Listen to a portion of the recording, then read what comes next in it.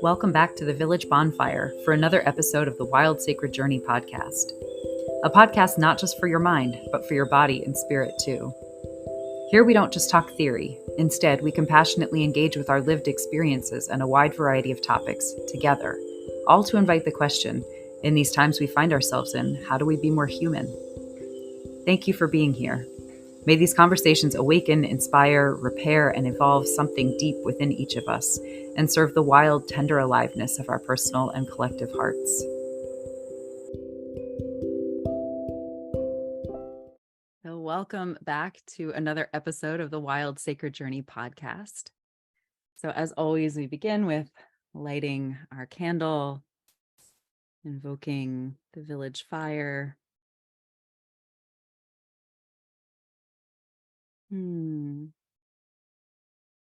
Coming together around that fire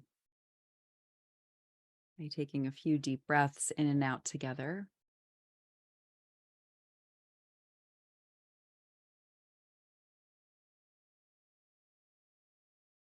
A lot of times as we move through our day, there's a lot of things that kind of draw our energy forward. It's like our eyes go forward, everything kind of is leaning in. And so you just maybe imagine wherever you are, if you're driving while listening to this, maybe don't do this too much, but otherwise just to let the weight of your eyes just kind of settle back towards the back of your skull, just gently floating there. And once they sort of settle back a little, maybe you imagine that weight sliding down the back of your neck towards the space between your shoulder blades, your energetic heart center. And then maybe it slides all the way down your spine towards your tailbone. Maybe down the backs of your legs, towards your feet and soles of your feet.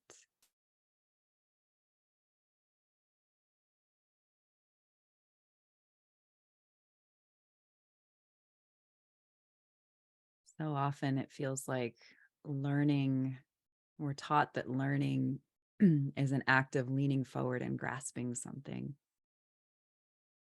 instead of becoming open and soft so that we can receive.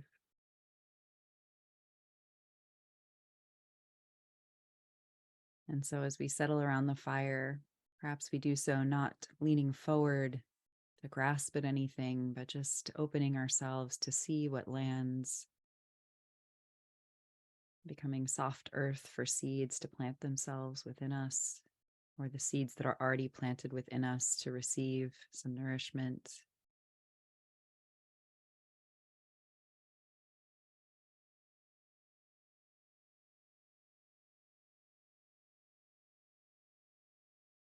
And with that metaphor is seeds, metaphor of seeds, we remember our body is land, and land and body is home.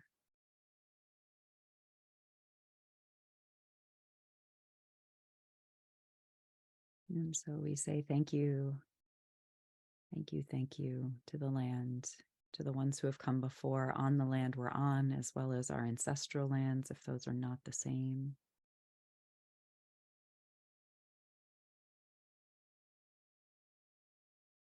To our direct family tree, and then our mythical, larger, wider web of kin family tree.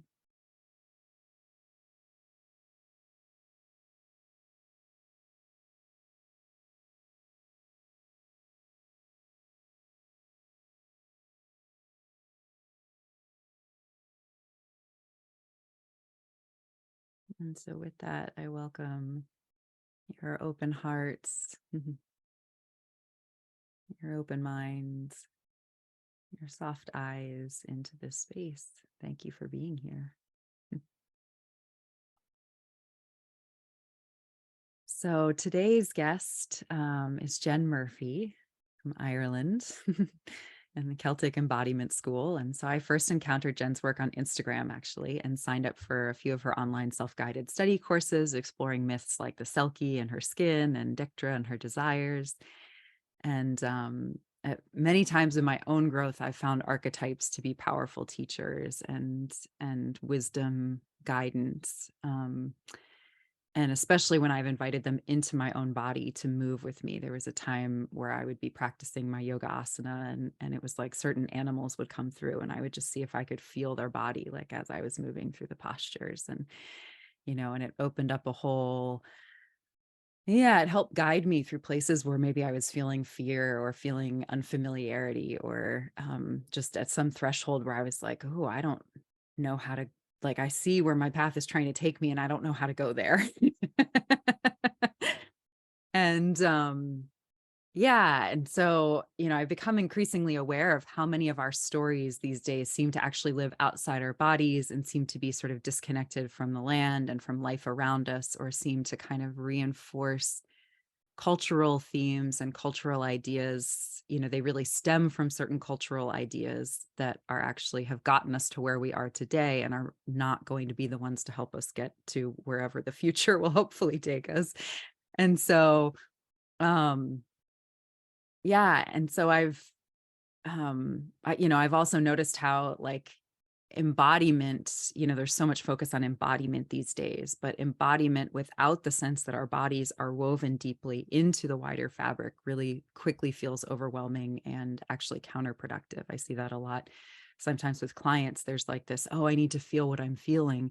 And it's like, yes, you need to feel what you're feeling, but like, as this like microbiome of, like all of these different bacteria and organs and this whole ecology that is like also a part of this wider ecology. And so, I think when we just get into like the feeling our feelings from this idea that our bodies are still disconnected from the rest of life, it reinforces our sense of solitude.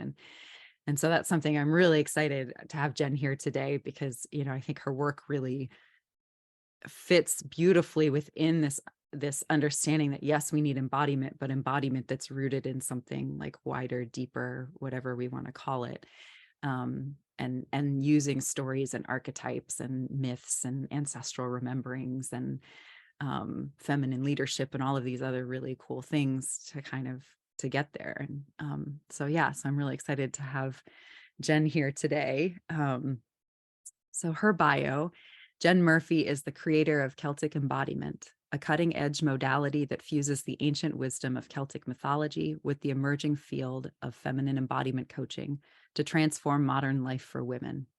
Jen is a certified feminine embodiment coach and holds a degree in medieval Irish and Celtic studies and an MA in the anthropology of development. Coming from a lineage of storytellers and wisdom keepers on her maternal line, Jen is fascinated by the natural coalescence between our ancestral myths and our bodies as a potent brew to reclaim our sovereign power. So welcome, Jen Falcha. Oh, thank you so much, Kate. I'm delighted to be here. It's such an honor. Yeah, the honor's mine too. Yeah. So I love to start each episode with just inviting you beyond sort of your professional bio. Are there any things you'd like to share, or how would you like to kind of weave yourself into the social fabric of things for people today? Yeah, I suppose in terms of a little bit about me, um, I'm a Dubliner, born and bred. So I'm from the city of Dublin. I grew up in a working class area of North Dublin. Um, And I was really raised on the songs and stories of my grandmother. Frances O'Sullivan was her name. And she was from Pimlico, which is a real inner city working class area of Dublin. Her father was a cooper in the Guinness Brewery. And I suppose the reason I say that, I don't even know in some ways why I'm saying this, but I guess it's just, to acknowledge as well that stories often have this kind of almost like rural association. But I grew up in the city. Now, Dublin is a small city, right? Granted, but still, and my grandmother grew up in the heart of Dublin, and so but it is she that instilled within me the absolute passion for Irish folklore and for mythology. Her mother was a storyteller before her, and her mother before her. And my grandmother used stories as a way to, like what you're doing, Kate, to, you know, nurture and nourish and facilitate community.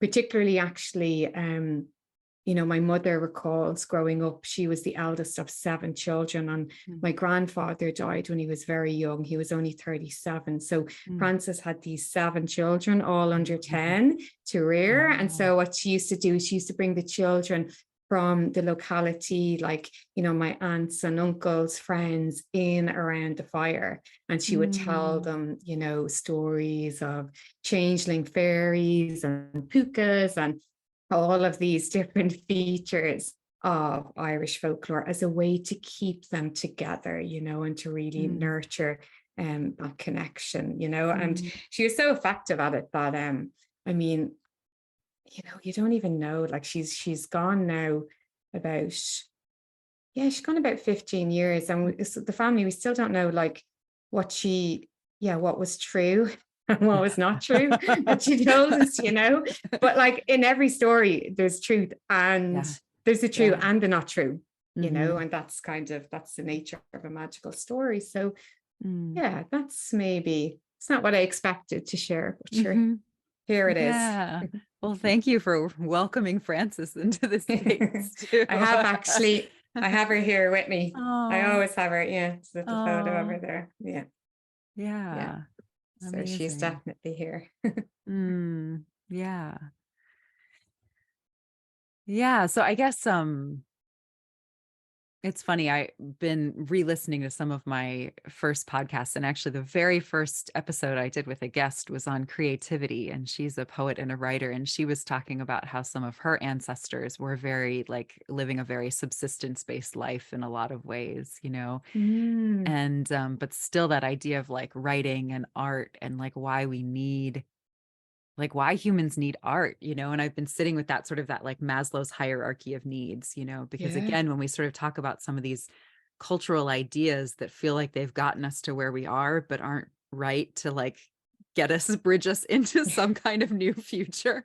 Like, I feel like that idea, I mean, yes, of course, our bodies need shelter and like food, and, you know, our bodies have certain things they need to absolutely survive. But this idea that like spiritual questing or creating art or something is like somehow happens after those things are met. I mean, we see time and again throughout history that that's just not true, actually. That like those seem to be just as integral to people's survival. You know, I mean, certainly like, you know, Elie Wiesel and, you know, all of his writings and things post, you know, being in the concentration camp. I mean, you know, I don't think he didn't have many of the things that a body needs to like actually survive. And yet it's like his whole thing is what makes us human, you know. It's like it's more important in some ways that we stay human than that we survive. And so I'm sort of, I don't know, there's something about what you just shared that sort of got me thinking along those lines of like, sort of that. I mean, I think maybe what you were saying about sort of that being in the city, like we sometimes think stories are sort of so much more rural, but here in the city and here in like places of maybe not ease, you know, in terms of like having what you need to survive and things like that. And yet it was like still so key to bring the children together around the fire for stories. And so I don't know, does that like stir anything for you or open up? Do you have anything to kind of keep that thread going? That really resonates, Kate. And do you know what I'm thinking now? What's coming through is, so like early Irish society was structured around the arts. So our mythology and our folklore comes from a society that valued the arts almost above all else. So early Irish society was it was stratified, right? So it wasn't some beautiful egalitarian, you know, society, but there's still a lot that we can learn from it. Mhm. And the most revered people in early Irish society were called the Aishtana, which means the people of the arts, or the many skilled people. Mm. So kind of, and there were kind of two grades of this, or maybe multiple grades, but there was what's called the Serenemid, which means the noble privileged, and they were the Fila, so the poet seer, right? So the poet, who also is a seer, and the Dree, the druid magic maker. And then you also had the Dernemid, which would be kind of another class of the Aishtana, and they would be the likes of the Briham, who would be the animist lawmaker, the smith, and so forth. Okay, so these are the people who are really, I suppose, enabling the flourishment of the Tuatha, right? So the tribe. So early Irish society was tribal. There was, hundreds of mini tribes or mini kingdoms across what's now a country, and what's really interesting as well around the Aishtana, and particularly the Fila, was that, where you had this tribal culture, most people didn't move beyond their Tuatha because your social recognition was within your own tribe. But because the Aishtana were seen as so critical to the functioning of the Tuathas, the Fila, so the poet seer, was able to move, and the druid, with ease between all of the tribes, and would be recognized and valued and honored no matter what tribe they went to. And so in this way, story, right, because they're the storytellers, the story bringers, was a unifying force on a land that was not unified, and they, I suppose, like, something to reflect on, like, because the word poet is almost problematic in a way, not problematic, because I love the word poet and I love poetry, but also it's kind of broader than that. Like a Fila actually translates as a seer, but usually in English you see it written down as a poet. But they would have literally been the keepers of the lore. They would have held the genealogy of the Tuathas. I saw them described before as a public records office, but in an oral tradition, and they were people who were able to access, access magic as well, and travel to the other world. So yeah, I feel like, yeah, I think, like, in relation to, the question that you pose around just this value of the arts is actually inherent in the Irish psyche. And so it's no surprise in a way that, Ireland is known for its storytelling, because our early society was actually structured around that as a function to serve the Tuatha, to serve the tribe. Yeah, I mean, I think too, it's interesting because it feels like there's this hunger for these ancestral rememberings that's awakening more and more in people these days. And it's funny how certain, like, pockets of the world seem like they really still hold a lot of resonance, or sort of like power around those, or certain cultures. I mean, and even when most of those pockets and those cultures have been on the receiving end of colonialism, and have been on the receiving end of genocide, and all kinds of other attempts to eradicate language and eradicate culture and disconnect the people from the land, which, most of these cultures around the world, land and story, the land helps hold the stories, and that's part of how people remember humans who held those roles of the seers and the record keepers and the lore keepers. They would travel to the places where the stories come from, and then the land helped them remember the stories, is what I've heard, or what I've learned about that.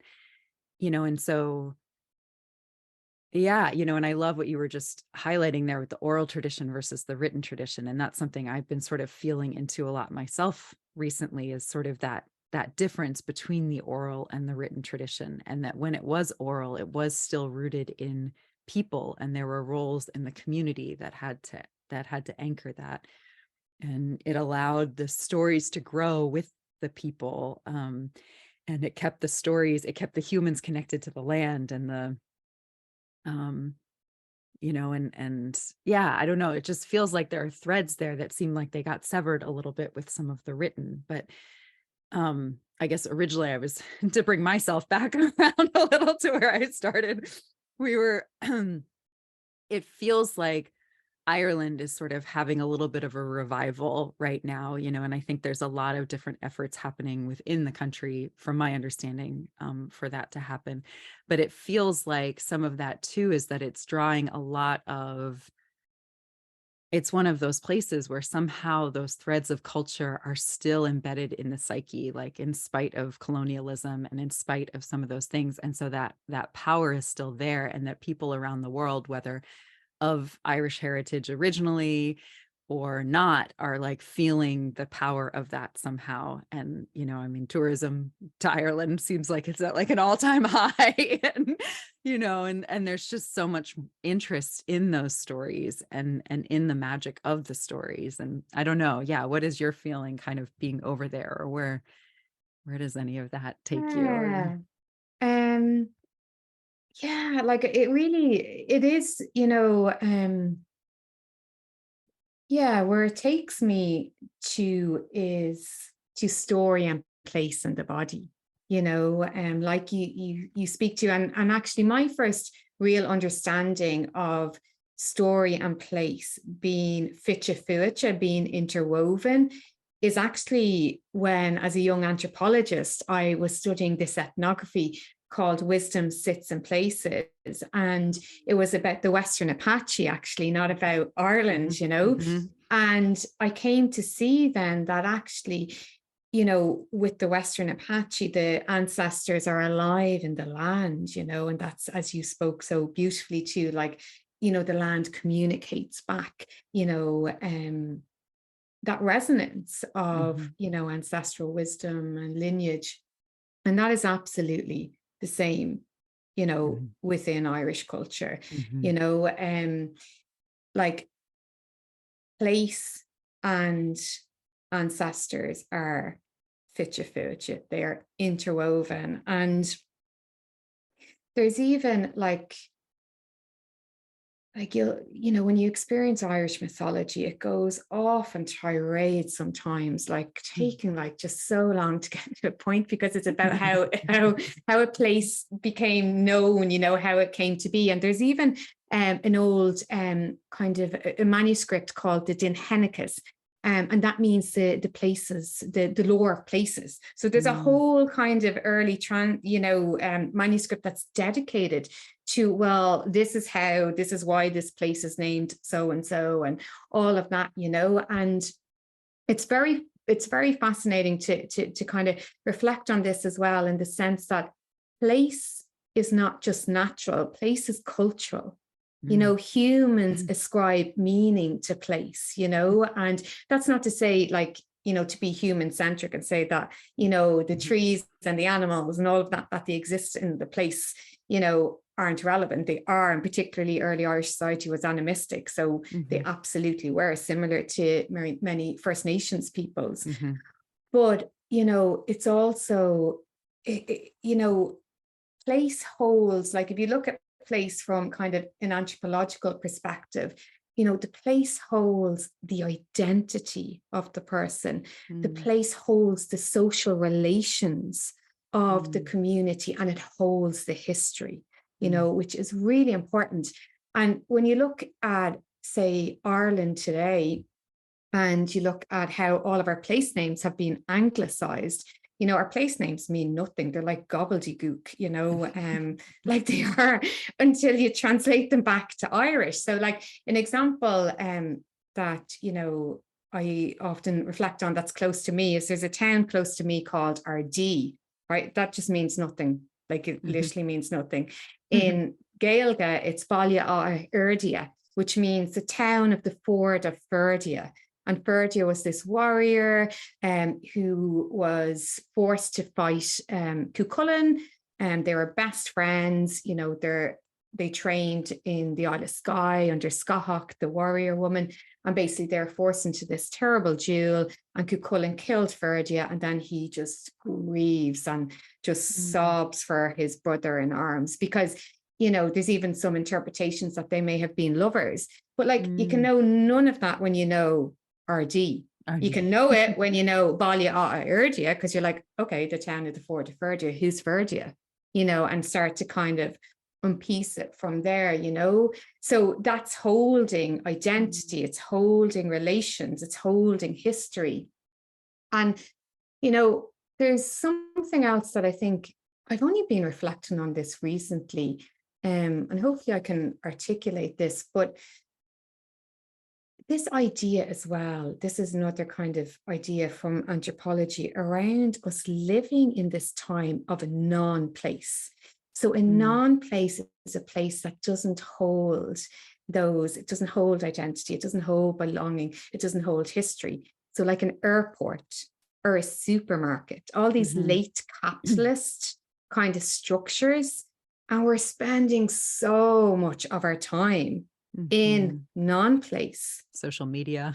Yeah, social media. Yeah, exactly. Like, you know, it's like even a Zoom room, like they're all kind of, now with this, we can actually make relations and all of that. But, you know, it's just, yeah, it's very, I was really thinking about late capitalism and how, oh my God, we're actually spending so much time in like non-place. And what does that mean then for our connection to our ancestors, for our connection to story, and also for our connection to the body, you know? And for me, the body is, you know, as it is for you, is absolutely critical here. Like the body itself is often used as a form of creation in mythology.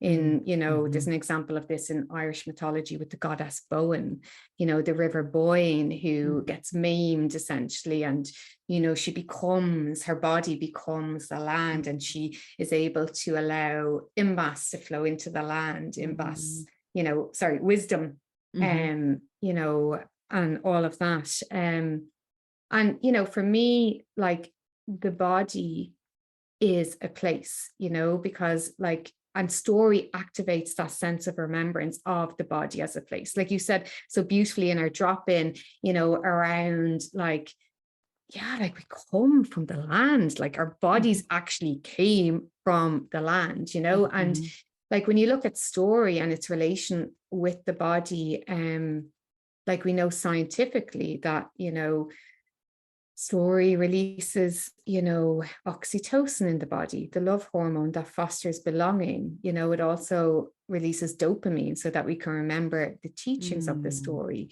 you know. And we know from epigenetics now that story, or not that story, but like that we can inherit the memory, ancestral memory through the body, through trauma, but also potentially through sensory memory. So yeah, there's just so much here, I feel, around, kind of gone off a little bit, perhaps in a tangent, but just around place, story, body. And so if we are spending so much time in non-place, or if we are like, you know, living in a country different to the land of our ancestors, right? If we're a settler in, you know, other Indigenous people's lands, then how do we find that sense of place and home within us? And for me, it's the body. The body's actually a site of reclamation of all of this, of non-place, and also of, you know, ancestral home and belonging. Yeah. I mean, I do feel like the more we come into a different relationship with our body, it's like the care and reverence we have for our bodies is reflected in how we care for the land, and how we care for the land shows us how we care for our bodies, you know. And so I love what you're speaking to there. There was a thread there that was here and gone. See if it comes back.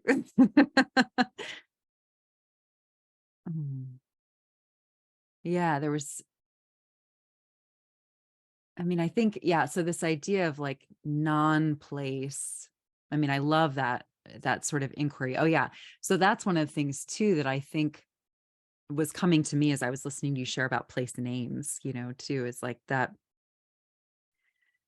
I mean, I heard it when you spoke the Irish name of the town, that there was an invitation there to ask a question. What's the story here? Who are the people? What happened here?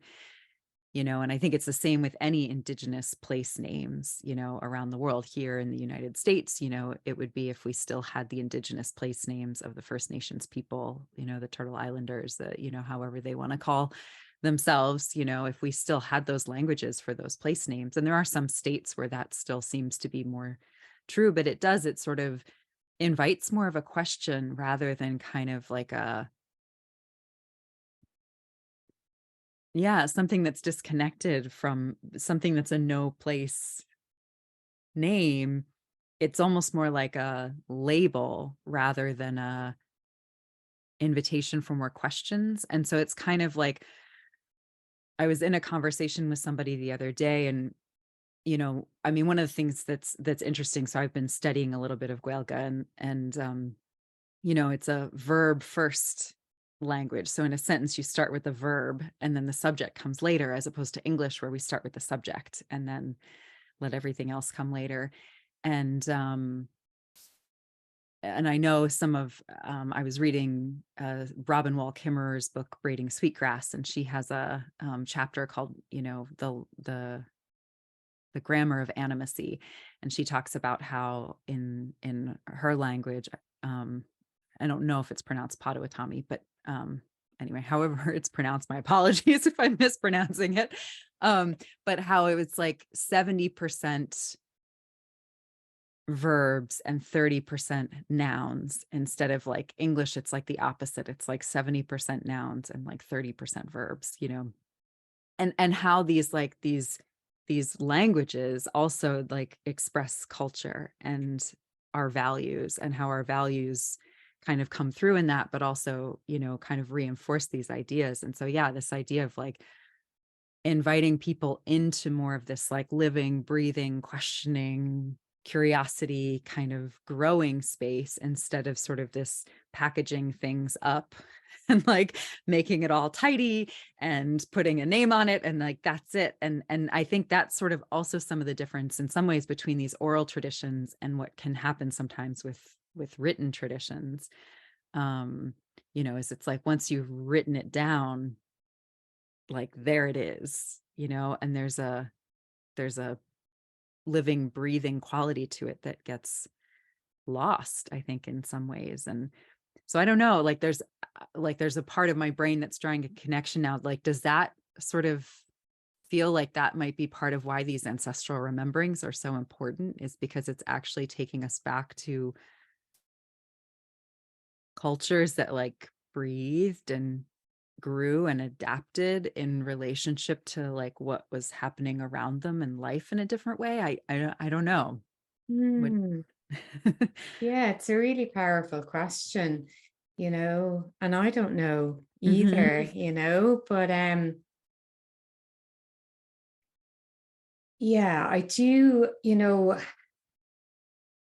do feel that there is something incredibly important around the difference between oral and written tradition. Mhm.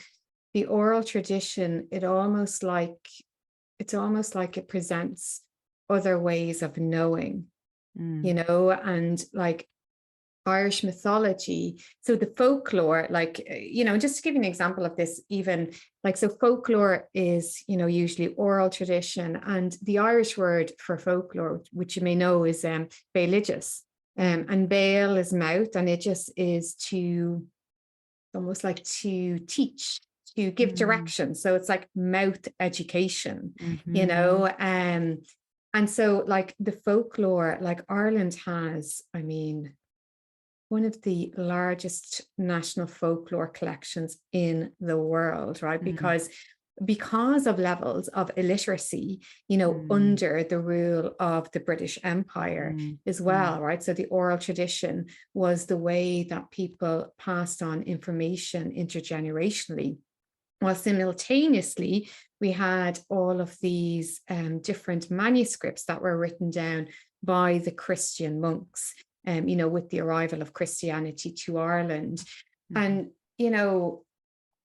like when you're looking at the written word, with our mythology, you always have to have that critical lens that, this is written down by Christian monks, who would have held a different worldview than the people, who were sharing the lore. And so always, always having that sense of what else, what more, but what's really interesting around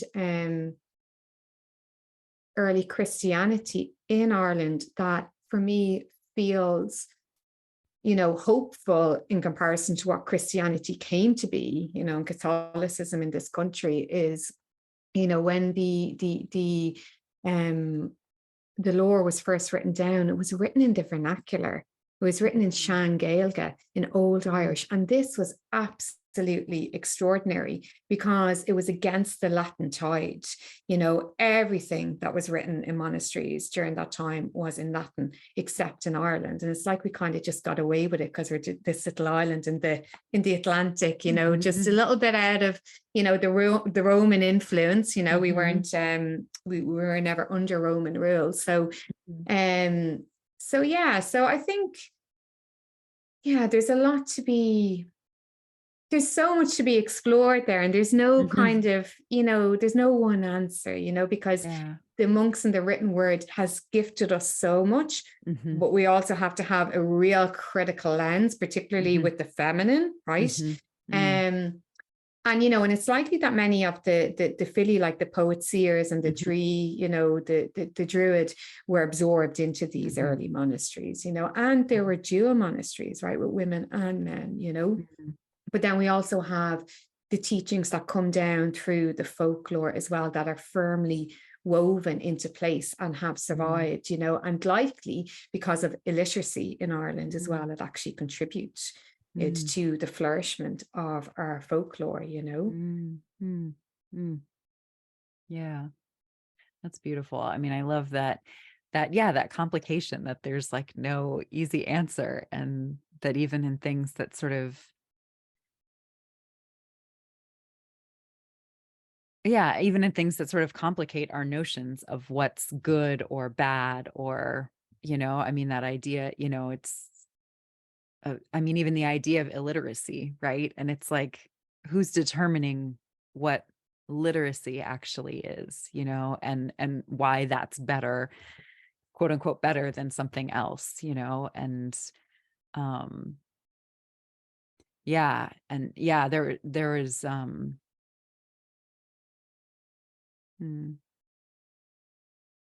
another thread that, ooh, here and gone. All But these threads all these spiraling. threads, I know, so many spiraling threads.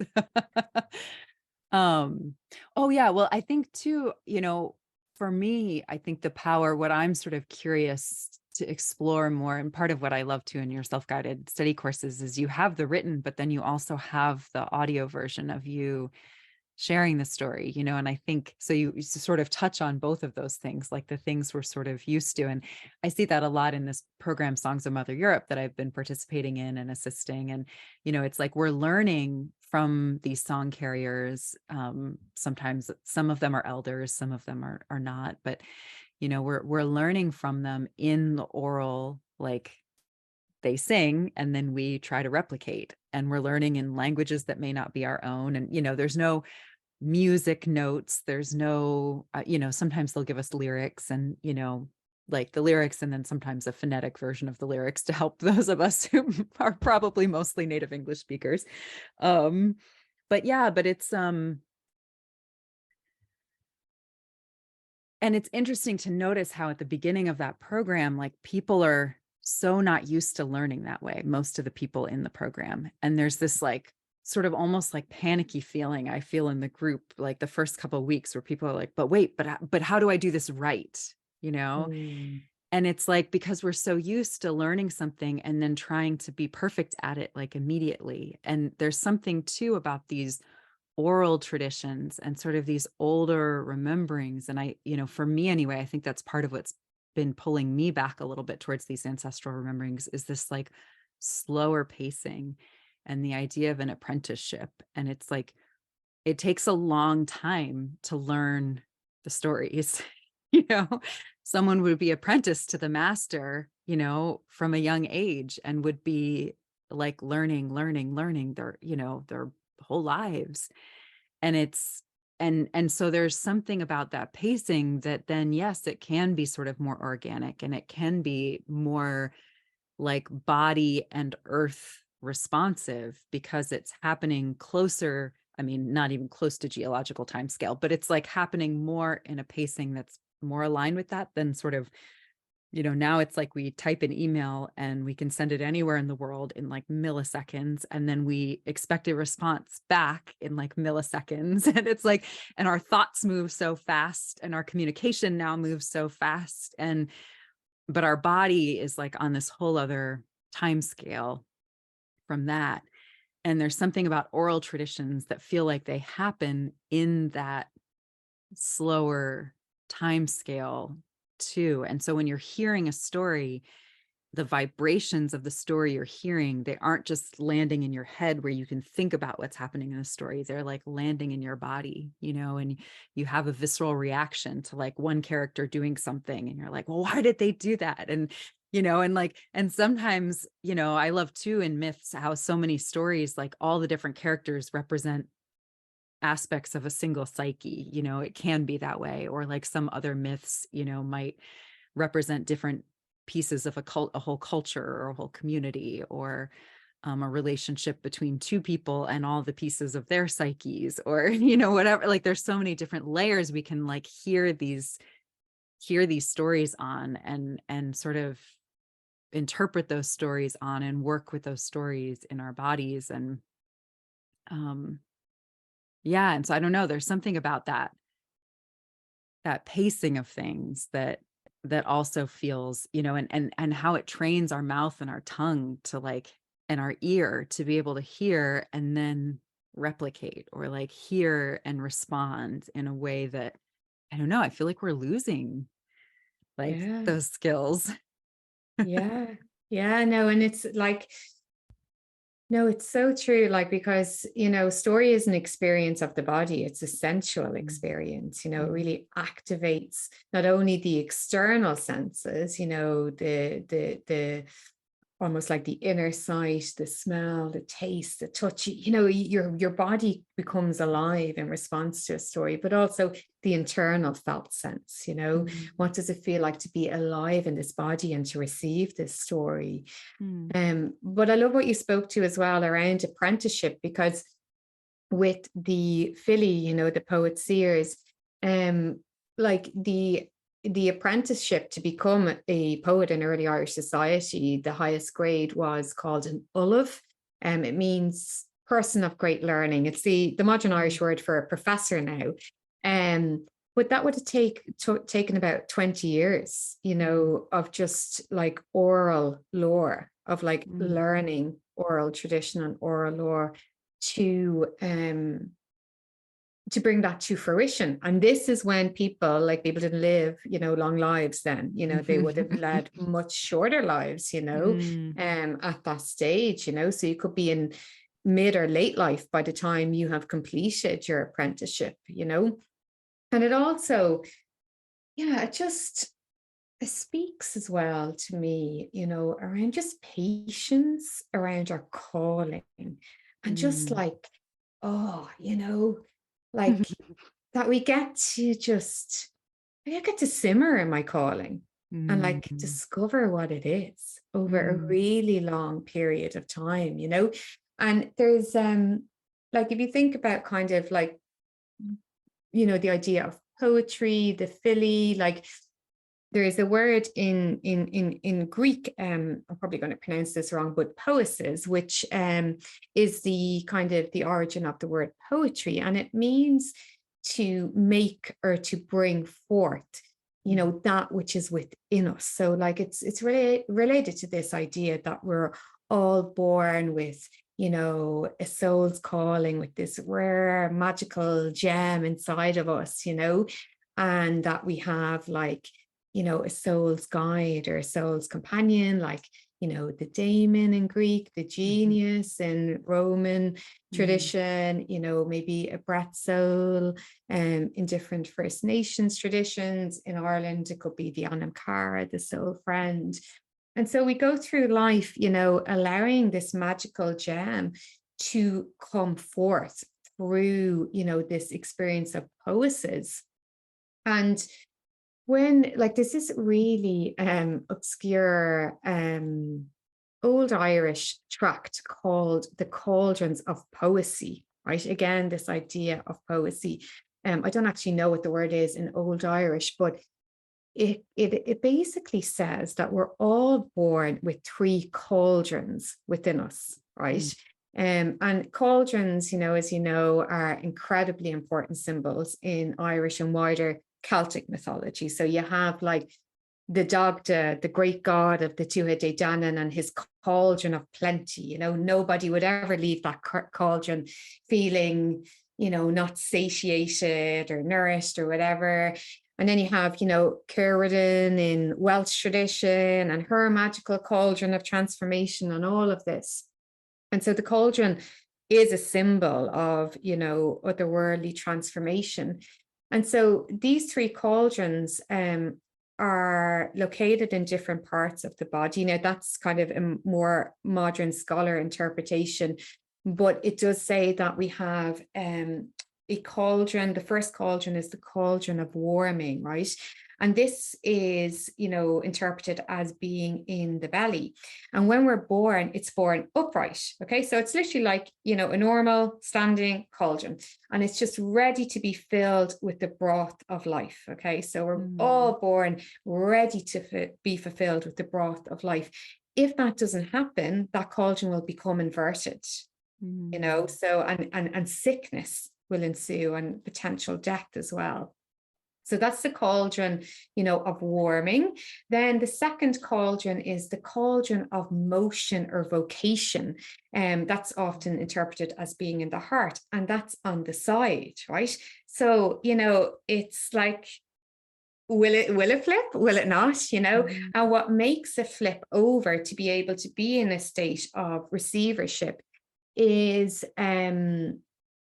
so it has like 5 great joys and 5 great griefs, right?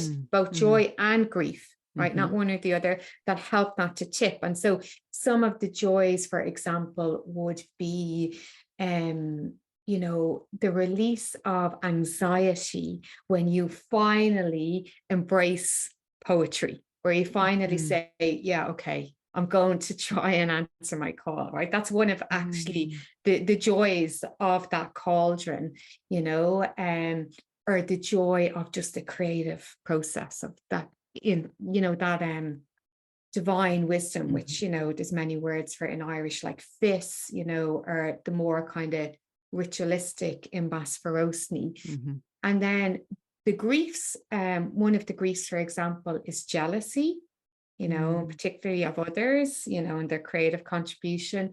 And another one is actually, which I think is fascinating, is the grief of following the path to, now it was written down by a Christian monk, so it says like, you know, the path of God, but like it's a path, you know, whatever you, you know, you interpret that as the path of the Godhead, of the goddess, of the beloved. You know, it's bloody hard following that path. You know, like, you know, it really is. It's not easy, right? So that's one of the griefs, but those combined will turn that cauldron upright, you know. And then the final cauldron is the cuire sauce. So that means the cauldron of wisdom. It's the most elusive one, and that's thought to be in the head, which was the kind of place of the Celtic soul, right? It's where they believed the soul lived, you know. And that one really is about embracing full surrender to the mystery, you know. And so, yeah, I just think it's really fascinating that, like, you can spend your whole life, dedicating yourself to these cauldrons, and to, nourishing each of these cauldrons, with the final then surrender to your becoming, but that takes immense patience, and the Philly knew that, they knew that, and that's how they moved. Yeah. I feel like we have so many, we're missing elders so much in our society. We've really lost a lot of that, at least certainly here in the US. I think there are some cultures around the world that have still maintained some elders, but there's a lot of grief in many of those cultures, as many of those elders and culture carriers, culture bearers are dying out. And, they haven't maybe had apprentices, and they haven't maybe had young people really trying to learn from them. Or again, there's some revitalizing happening around those areas, but it's like there's a sense of urgency, almost like we almost don't have time for that patience right now in some ways, because it's like we have to get it all before they die, and that's where I think the land and the body can bring us back and sort of say, like, even when things are lost, they're not totally lost. Like, we can come back into a different relationship and like recreate some of those things again.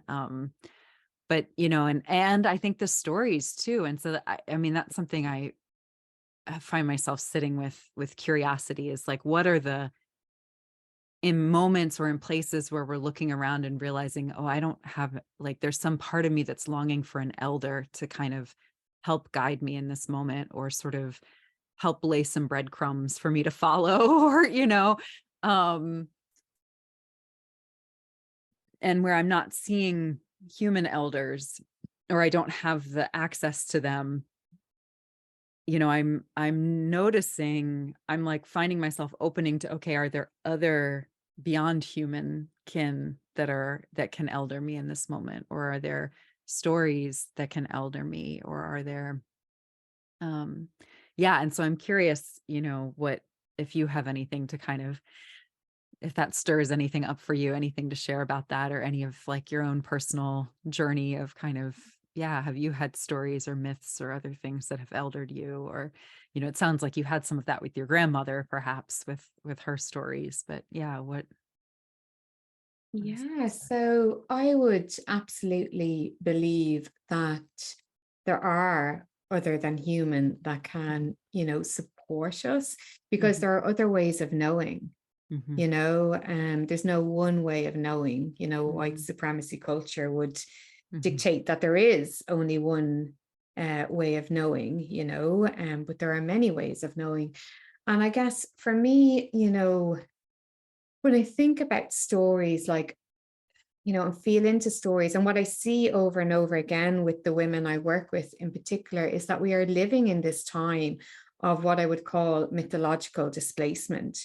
We're actually displaced from our mythical traditions, displacement is like, the forced or coerced movement of people, from, due to kind of life-threatening kind of situations. And I would have first come across displacement when I spent 14 years in human rights and global justice before starting my own business, and so I've started to see how, and I saw the legacy of displacement in many people that I worked with, in terms of like that immense sense of cultural loss, of disconnection, of dislocation, and the trauma of that. mhm, So mhm, I've been kind of starting to look at that, well, what does that look like, particularly in an Irish context, when Ireland has such a huge history of displacement, right? Particularly, because of An Gorta Mór, the Great Famine, where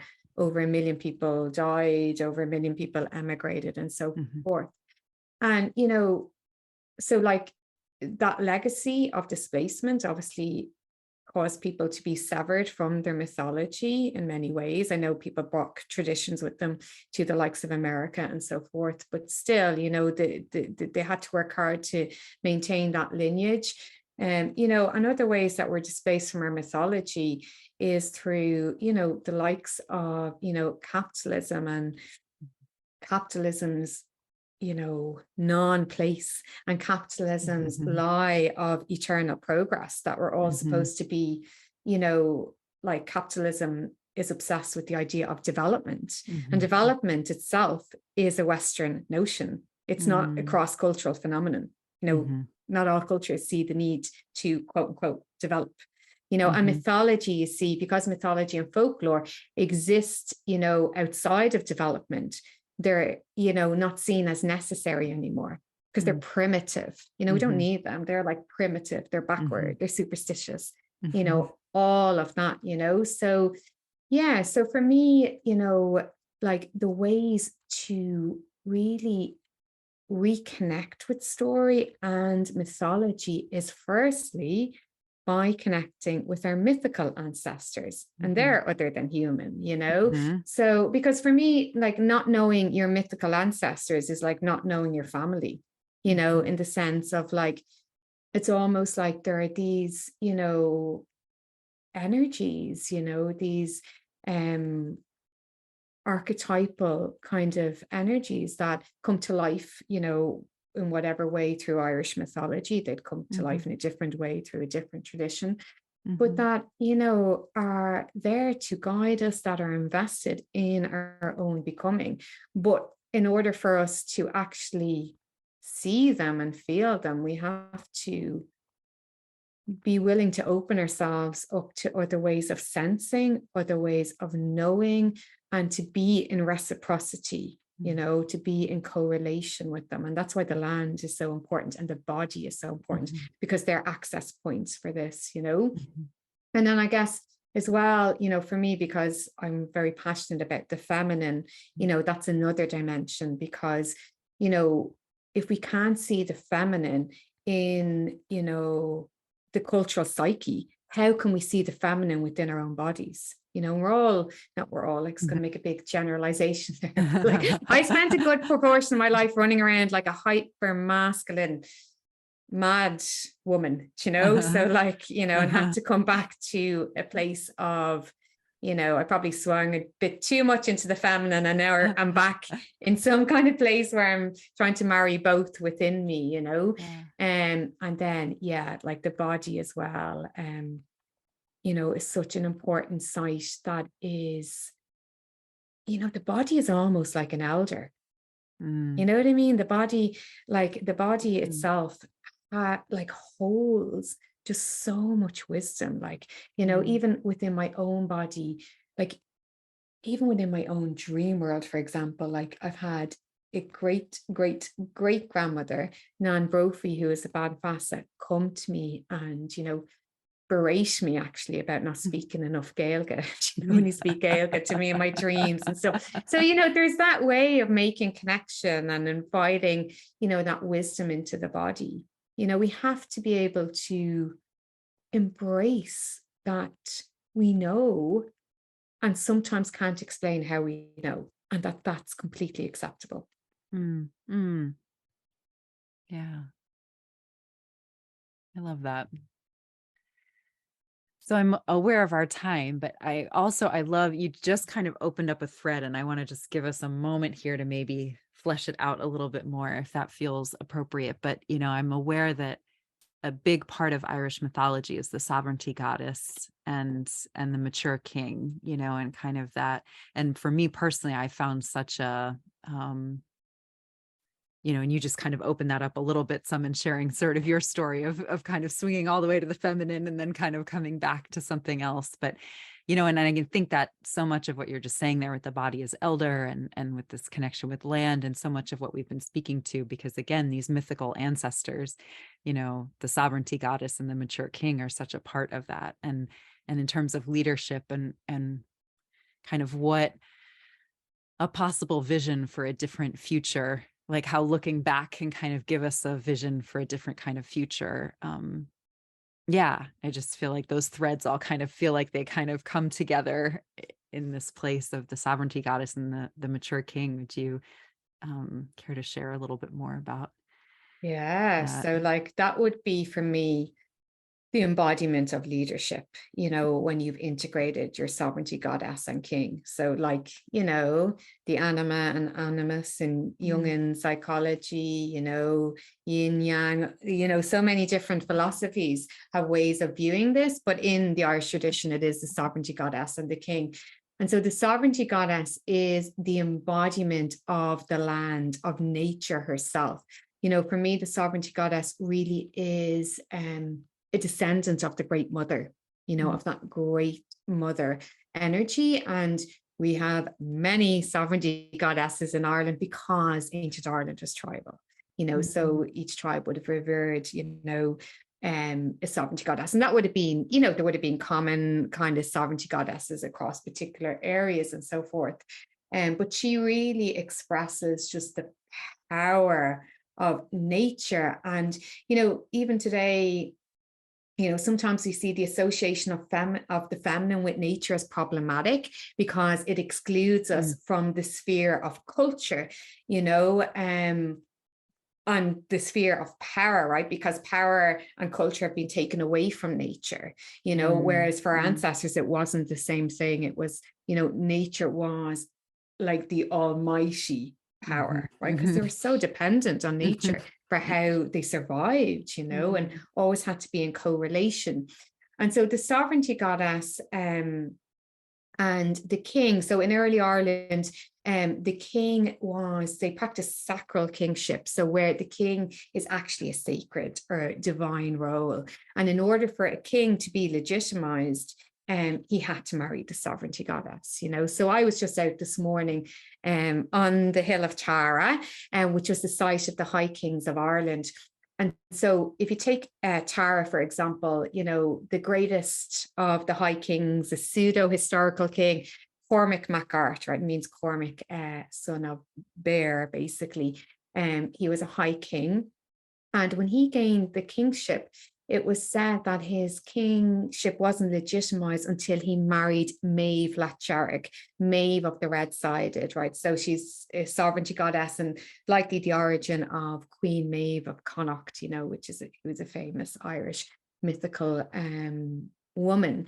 And so they would have married in a ritual called the Bannishrigi, which means the wedding feast of kingship. So the goddess, you know, would have offered a libation to the king to signify her approval of the marriage. So, you know, almost like from a cup. So you can start to see even the Grail legend, you know, Arthurian legend, how it's influenced by this early mythology as well, you know, and these are essentially fertility rites. You know, you see it in other traditions like Sumerian tradition with, you know, Inanna and the shepherd and yeah, so the almost like the juices from their union would flow out into the land and create abundance. And it's said actually that, you know, that Cormac and Maeve were such a good union, you know, that literally, you know, cows were born in like 3 months gestation or something like that. You know, you literally would walk into a river and it would be like knee deep in salmon. You'd like put your hand, you know, just through flowers and it would come out just covered in honey, you know, and all of this. The land is just wildly abundant, but it was very much dependent on the masculine. You know, there's a whole early law tract called the Adduct Moran, the Testament of Moran. Moran was a judge and he basically laid it out, you know, what was expected of the king. And the king had to practice what's called the fear flahaman, which means the prince's truth, right? So the most highly revered asset of the divine masculine in early Irish society was true judgment, discernment, generosity, you know. And if a king was able to practice the fear flahaman, then everyone flourished, the goddess flourished, you know, and if he didn't, then he would suffer her wrath. So it's just again within us, that marriage of the sovereignty goddess and the king, that, you know, the masculine is, you know, equally as valuable, as important, you know, a contributor, no matter what gender identity we hold. But, you know, we've been living a long time with toxic masculinity. And, you know, no matter what gender identity we hold, we have an opportunity to actually reclaim the divine masculine, within us, by using the likes of discernment, generosity, true judgment, all of that in partnership with the flourishing feminine as well. And of course, in partnership with nature. Yeah. Well, I love too that story. I feel like in just the power of nature, it's like when we're seeing that with climate change and sort of that, weather patterns are getting much more extreme all around the world, and it's like, yeah, that land goddess, that sovereignty goddess is like demanding recognition, like culturally and power wise, like gets so powerful, and there's that pendulum swing again, that you were pointing to. It's like we've been over here and she's like pulling us back. And yeah, maybe somehow it might be too late. Who knows? Well, I feel that too. Like, she is not impressed, and at the end of the day, we'll be eradicated, but the earth will survive. Yeah. And it will probably flourish. But hopefully we don't get to that. And hopefully we can, do this work, so that we can all flourish together. But I feel she's just like, she's had just enough. Enough. The feminine, you can feel it. It's palpable how much the feminine is rising now. Just like done. Yeah. And the feminine as that life goddess, so not just this like pretty fluffy, like, pleasure all the time, but also like, I'll smite you too. It's okay. Exactly. The creation mother and the death mother are the same face. They're one of the same face, they're just different expressions of the goddess in, in Irish mythology, so like, like, you wouldn't want to cross a sovereignty goddess. No. Well, thank you so much, Jen. I mean, I feel like there's so much more we could probably talk about, but we'll land the plane here today. And and so I would love to give you an opportunity if there's anything final you want to kind of end with, and then also to sort of share about where people can find you or what you're sort of up to if you want to share anything about that. Thank you, Kate. So just to say, thanks a million. For this really enlivening and enriching conversation today, and there's a quote from John Moriarty that I don't want to butcher now, but where he says like that our past we always need to re-realize, and to do that we need people who will go walk about in the cultural dream time. And so I feel that, what you're creating here enables us to go, walk about in the cultural dream time, and also to re-realize, our past, to inform the future. So thank you. Muila buigas.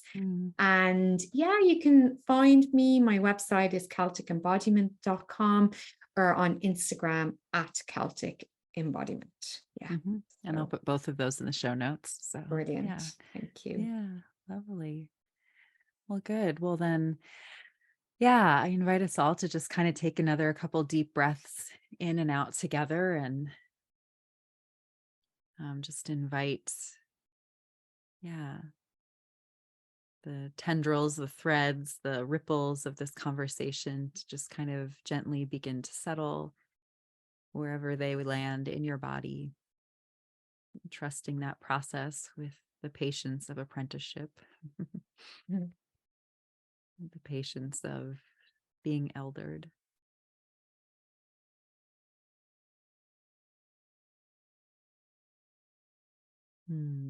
Just naming as I say that I'm feeling in my own body, both the like solidness of that and also the part of me that just wants to know and is like slightly terrified of the mystery. And so you say, okay, welcome to both of those.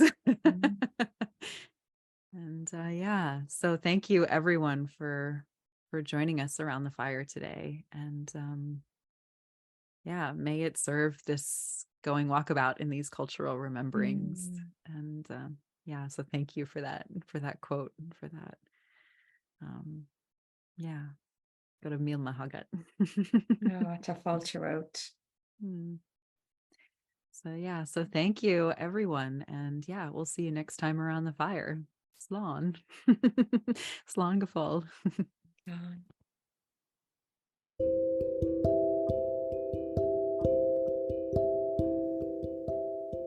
Hi, Kate here again. Thank you for gathering with us. Whether you've been here a while or found your way here thanks to today's guest, it means so much to me and the world I dream of to have you here. I hope you'll tune in for more of our conversations. We humans seem to be at a profound threshold and facing questions of deep impact for the future and the world. We need our full hearts and humanity as we sow seeds of change in these times of joy and heartbreak. I count myself lucky to be here now, around this virtual village fire, weaving our stories into a medicine with humans like you. As a community medicine space, this podcast is relational. It weaves webs of connection and mutual respect and care across time and space. If you appreciate and support the future we're seeding here, you can support the weaving of this web in a few ways. 1. Share episodes with friends and family or online with your community. It also helps the podcast immensely if you like, rate, subscribe to, or follow the podcast where you watch or listen, so you get notified when new episodes drop and new listeners find us as they search. 2. Join us on Patreon. Doing so supports conversations like the one you just heard and allows you access to live community gatherings and medicine circles and more as we continue to grow.